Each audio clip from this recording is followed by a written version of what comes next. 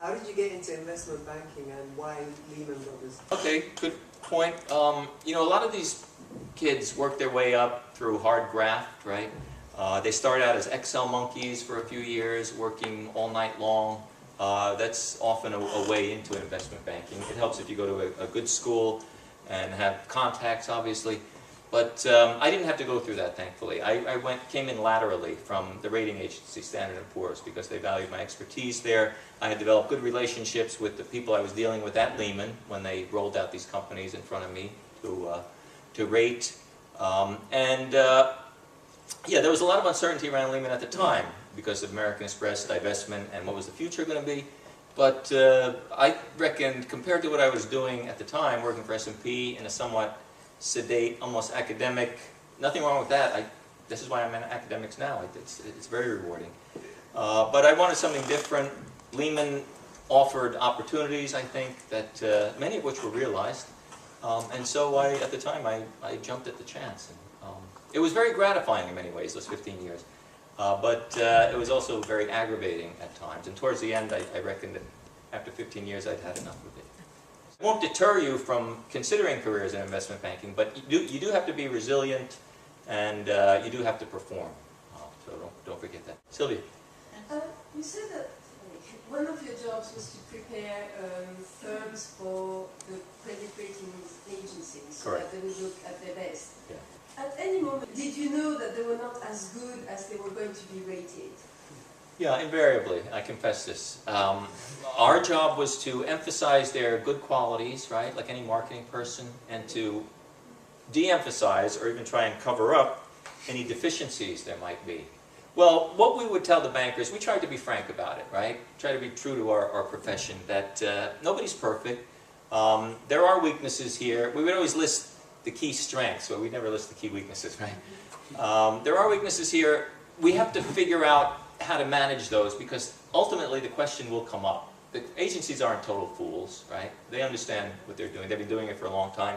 They are going to look at this and say, well, what about this? You know? So we need to be prepared with an answer. So I wouldn't say that we were trying to cover up everything. We were trying to prepare as well as possible for the question to be asked. And sometimes it was not asked, but very often it was. But did you feel any pressure to, present a firm that was not a AAA, for instance, as a AAA? We often had different views from what the bankers did. Oh, this has got to be single A. What are you saying? You know, or clearly the agencies must see this as a bankable credit, and you try to explain. I'm not sure. What about this, this, and this? So there was enormous pressure, and when the agencies came out with the decision, and it wasn't what the bankers liked, you were in the doghouse. For a long time. That occurred several times. Very bitter experience. But, it was part of doing business. For 15 years, have you ever seen a regulator in the bank? Yes. Do they come to the bank? Do they regulate at all? It's just, Personally, I don't recall ever seeing one. But, that doesn't mean they weren't there. I don't know. Big organization. I was on my own floor. Occasionally go down to debt capital markets or, visit the bankers on another floor. And we were supposed to be kind of segregated because we were dealing with a lot of inside information. But as to that, I can't say. That would have been dealt with out of the finance function and the treasury and so on. But I know that we had loads of compliance people and lawyers, etc., who must have been doing something, including talking to regulators. But personally, I didn't have any dealings with them. Is there any reason why you didn't carry on your career in finance? Well, actually, after I left Lehman Brothers, I did a bit of teaching, and then I kind of came out of retirement for a bit to work at EBRD as a credit risk analyst. And this is when Eastern Europe was going through its financial meltdown at the time. The Ukraine was looking even worse than it does now. But yeah, I just ultimately decided that's not what I wanted to do any longer. That I had the freedom, relative freedom now, wherewithal to do something that I really enjoyed, and that's what I'm doing now. So. Would you recommend us to? Well, like I say, I'm not trying to deter you, but just be prepared for the challenges that lie ahead. If you have a passion for it, If it's what you want to do, if it's what you enjoy doing, that's what you should do. But try and do it ethically. Bear in mind that it is challenging. You have to be resilient. You run into wackos from time to time, huge egos, people exercising power. It's not like working in a bank branch as a teller. You know, that's not the banker as I define it. It's much more high power than that and demanding. So, yeah, if you feel capable, by all means. But try and make a positive contribution. Don't follow Dick Folt's role model.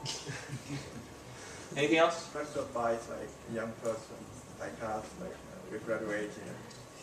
We all enjoy space, so we might not enjoy working in a big company. What would you advise? There's plenty of other smaller firms out there that can be more family-like, more cozy, like a private equity fund or a small hedge fund, for instance. Those could be reasonable alternatives to a big corporate monolith like Lehman, where you get kind of lost in the shuffle and you're kicked around from one banker to another. So yeah, I think there's ample opportunities to explore them. And hopefully they're making a good contribution as well, and not just cutting people's throats. Yes? Lehman Brothers are good internal controls. Internal controls? Yeah. Well, history would suggest no, at the very end. But yeah, at the time I thought they had a decent credit culture. I thought the structure and process was robust. The whole commitment committee functioned. They were very exacting. You had to have an answer to practically anything you could think of, because these guys demanded answers.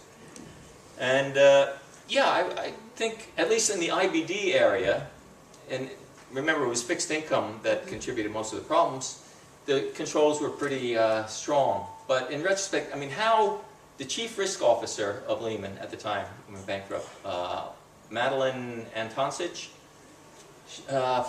what was she doing? I keep asking myself. And yet she's now treasurer of the World Bank. So she landed on her feet somehow. She said, oh, I tried to tell them, they didn't listen to me. Who knows? So there you have it. It's a strange world, yeah? But it's the world we have. Last one?